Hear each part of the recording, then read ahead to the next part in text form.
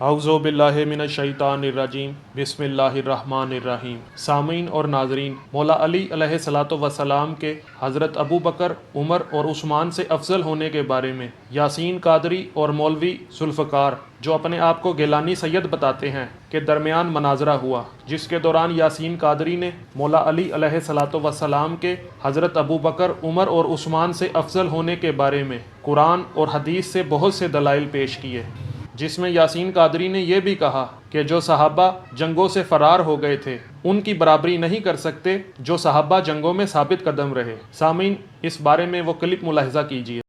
آپ اس بات کی تصدیق کرتے ہیں کہ عثمان بن عفان غزوہ احد میں بھاگ گئے تھے؟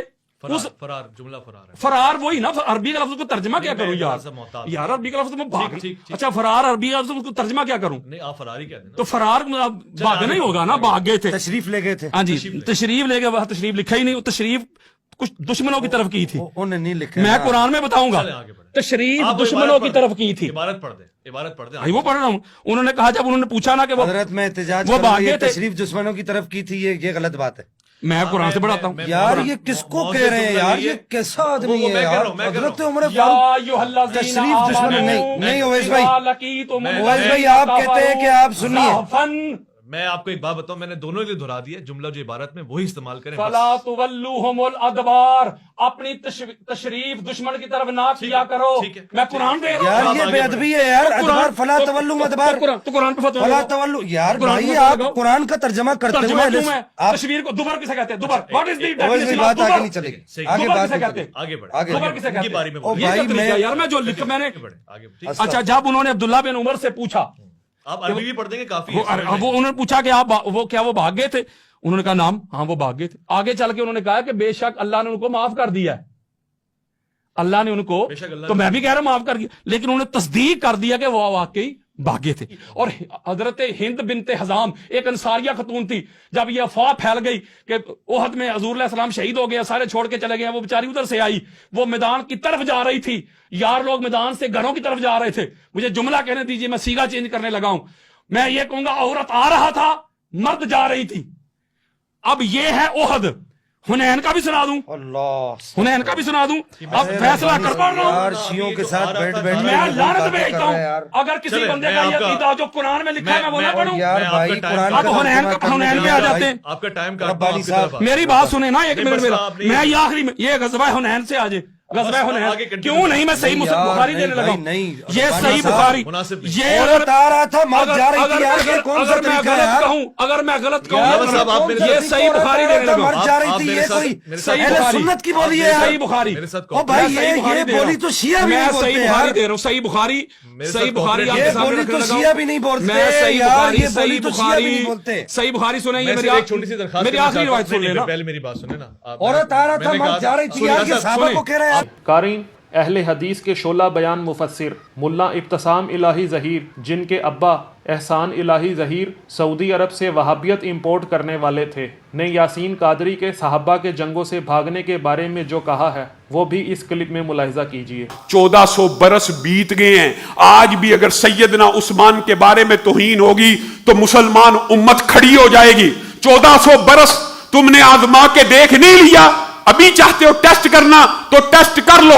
آج پاکستان کی ہر مسجد میں اس ملعون کے خلاف آواز کو اٹھایا جا رہا ہے۔ اہل سنت کے تمام اکابر علماء، چاہے بریلوی ہوں، چاہے دیوبندی ہوں، چاہے اہل حدیث، اور دکھ اس بات کا یہ یاسین قادری اپنے آپ کو اہل سنت کا نمائندہ کہتا ہے۔ آج یاسین قادری کو یہ جرت اگر کسی نے دی ہے تو اس کے روحانی باپ مرزا جہلمی نے دی ہے۔ یہ مرزا جہلمی کے زچے بچے اب پھلنا اور پھولنا شروع ہو گئے ہیں۔ آپ نے، اداروں نے، انتظامیہ نے اس کو پٹا نہیں ڈالا، اس کو گرفتار نہیں کیا، اس کے خلاف 8 سے زائد مقدمات درج ہیں، گرفتار نہیں کیا جاتا، ہر روز توہین کرتا۔ میں آپ کے سامنے بے شمار مرتبہ یہ مقدمہ رکھ چکا ہوں۔ آج بات کھل گئی ہے کہ نہیں کھلی؟ یہ اپنے آپ کو شیعہ نہیں کہتا، یہ اپنے آپ کو رافضی نہیں کہتا، یہ اپنے آپ کو اہل سنت کا نمائندہ کہتا ہے، اور سیدنا عثمان کے بارے میں توہین کرتا ہے، پرچہ درج ہو چکا ہے۔ لیکن اب ہم نے صرف پرچے درج کرانے تک نہیں رہنا، پرچہ مرزا جہلمی کے اوپر بھی درج ہوا ہے، گرفتار کیوں نہیں کیا جاتا؟ میں اداروں سے آج یہ پوچھنا چاہتا ہوں کہ آپ ایک ایسا سیل نہیں بنا سکتے جو توہین مقدسات کے اوپر کام کرے؟ آپ صرف مسلمانوں کے احتجاج دیکھنا چاہتے ہیں؟ جی سامعین، آپ نے کلپ ملاحظہ کیا، غیر شیعہ کے ہاں مفسر اعظم اور ترجمان القرآن کا درجہ رکھنے والے عبداللہ ابن عباس جو 68 ہجری میں یعنی واقعہ کربلا کے کچھ دیر بعد فوت ہوئے نے قرآن کی اولین تفسیر ابن عباس جو مکی دارالکتب لاہور پاکستان سے چھپی ہے اور اس کا ترجمہ پروفیسر حافظ محمد سعید احمد عاطف نے کیا ہے، میں جگہ جگہ صحابہ کے جنگوں سے بھاگنے کا ذکر کیا ہے۔ کچھ حوالہ جات ملاحظہ کیجئے۔ سامعین، تفسیر ابن عباس سورہ صف کی آیت نمبر 2 کی تفسیر میں جلد 3 صفحہ 369 میں لکھا ہے کہ تؤمنون باللہ و رسولہ، کہ ایمان میں ثابت قدم رہو اور اطاعت خداوندی میں اپنی جانوں اور مالوں سے جہاد کرو۔ چنانچہ اس چیز میں احد کے دن ان کی یعنی صحابہ کی آزمائش کر لی گئی کہ جن میں بعض جہاد سے بھاگ گئے تھے۔ اس پر اللہ تعالیٰ نے یہ آیت نازل فرمائی کہ ایسی بات کیوں کہتے ہو جو کرتے نہیں، اور ایسا وعدہ کیوں کرتے ہو جو پورا نہیں کرتے؟ اللہ تعالیٰ کے نزدیک یہ بہت ناراضی کی بات ہے کہ ایسی بات کہو جو تم نہیں کرتے۔ تو سامعین، مذکورہ روایت میں عبداللہ ابن عباس نے صحابہ کے غزوہ احد کی جنگ سے بھاگ جانے کا ذکر کیا ہے۔ تو ابتسام الہی ظہیر اب عبداللہ ابن عباس اور اس تفسیر کے مترجم پروفیسر حافظ محمد سعید احمد عاطف پر کیا فتویٰ لگائیں گے کہ انہوں نے صحابہ کے جنگوں میں بھاگنے کا ذکر کر کے توہین کی ہے یا حقیقت بیان کی ہے؟ اور سامعین، تفسیر ابن عباس میں سورہ آل عمران کی آیت نمبر 154 کی تفسیر میں جلد 1 صفحہ 225 میں لکھا ہے کہ اس غم کے بعد اللہ تعالیٰ نے تم پر احسان فرمایا کہ اہل صدق و یقین کو کفار سے بھاگنے کے بعد ایک اونگھ جیسی سکینت آ گئی۔ اور سامعین، اسی تفسیر ابن عباس میں سورہ آل عمران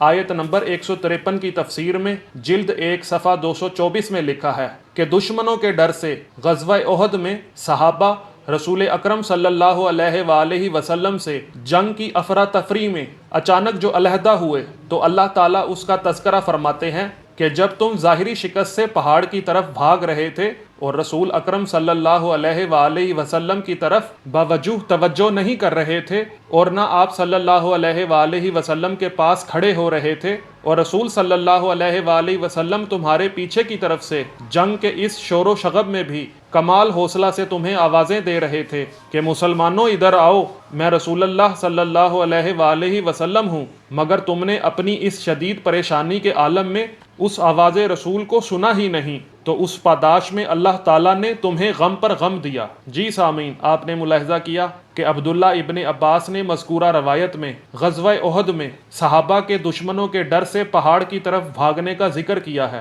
اور سامعین، دشمن کے ڈر سے بھاگا وہی کرتا ہے جو بزدل ہوتا ہے، جو کاوڑ ہوتا ہے۔